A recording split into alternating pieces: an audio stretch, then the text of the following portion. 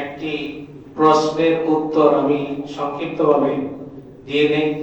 গত সপ্তাহে একটি প্রশ্ন ছিল যে আমাদের পবিত্র জুমার নামাজ, এই নামাজের খুতবাটা ইসলামের প্রাথমিক যুগে নামাজের পরে হতো, এখন নামাজের আগে হয় কেন? এটা প্রধান কারণ হচ্ছে নবীজি সাল্লাল্লাহু আলাইহি ওয়াসাল্লাম তিনি বলেছেন যে এই যে জুমার যে আরবি খুতবা, এটা হচ্ছে নিসফে নামাজ, অর্থাৎ আল্লাহ তাআলা সপ্তাহের বাকি 6 দিন যে নামাজ 4 রাকাত রাখেন, জুমার নামাজ সেটা 2 রাকাত হয়, আর 2 রাকাতের সময়টুকু হচ্ছে এই জুমার খুতবার সময়। তার মানে জুমার নামাজের যেমন গুরুত্ব, জুমার নামাজ যেমন ওয়াজিব, খুতবা শোনাও ওয়াজিব। জুমার নামাজের ভিতরে যেমন কথা বলা যায় না, খুতবার মধ্যেও কোনো কথা বলা যায় না। এমনকি রাসূল বলেছেন যে তোমরা কেউ আরেকজনকে কথা বলতে নিষেধ করা যাবে না। এত সিরিয়াস, যেমন একজন নামাজ পড়লে এর পাশে বসে যদি কেউ কথা বলে, নামাজের ব্যক্তি কথা বলতে পারে যে ভাই আপনি কথা বলবেন না।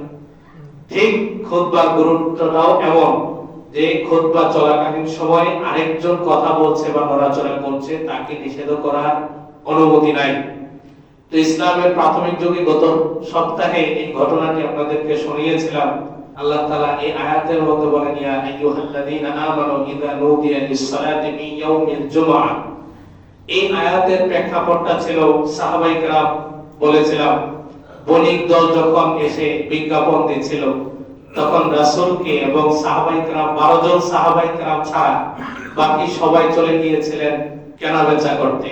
হ্যাঁ, এই জুমার খুতবা চলাকালীন নামাজ যেহেতু শেষ, এই কারণে সাহাবায়ে কেরাম খুতবাটাকে তেমন একটা প্রয়োজনীয় মনে করলেন না, যে নামাজ যেহেতু শেষ এখন আমরা বেরিয়ে পড়ি। তো রাসূল সাল্লাল্লাহু আলাইহি সাল্লাম এটা উপলব্ধি করলেন যে পরবর্তীকালে এই জুমার খুতবা যদি নামাজের পরে থাকে, তাহলে নামাজ শেষ হয়ে যাওয়ার পরে অনেকে দোয়াও করেন আমাদের জমানে, ঠিক না? চলে যায় 4 রাকাত সুন্নত তো পড়েই না, দোয়াও করার প্রয়োজন মনে করেন, চলে যায়। তো জুমার খুতবাটা যদি ঈদের নামাজের মতো এই নামাজের পরে থাকতো, তাহলে অনেকে এই খুতবার ব্যাপারে অবহেলা করত এবং ওয়াজিব তরকের গুনাহ হতো। এই কারণে রাসূল সাল্লাল্লাহু আলাইহি সাল্লাম তার জীবন দশায় কিছুদিন পরে তিনি এই জুমার খুতবাটাকে নামাজের পূর্বে নিয়ে আসছেন। এখান থেকে অদ্যাবধি পর্যন্ত আমাদের জুমায়ের খুতবা নামাজের আগেই চলে আসছে ইনশাআল্লাহ। যাই হোক, আরো কিছু কথা, গুরুত্বপূর্ণ কিছু প্রশ্নের জবাব আছে, যেমন খুতবা আরবিতে হবে না বাংলাতে হওয়ার অনুমতি আছে। বাংলাদেশে কিছু ওলামায়ে কেরাম না ফেতনাবাজ বলা যায়, এরা এই জুমার খুতবাকে মাতৃভাষায় নাকি জায়েজ, এটা কোথাও ইতিহাসের পাতাও নেই, কোন হাদিসের রেফারেন্সও নেই, কোরআনে তো নেই, এটা নিজেদের মন গড়া বানিয়ে নিয়েছে।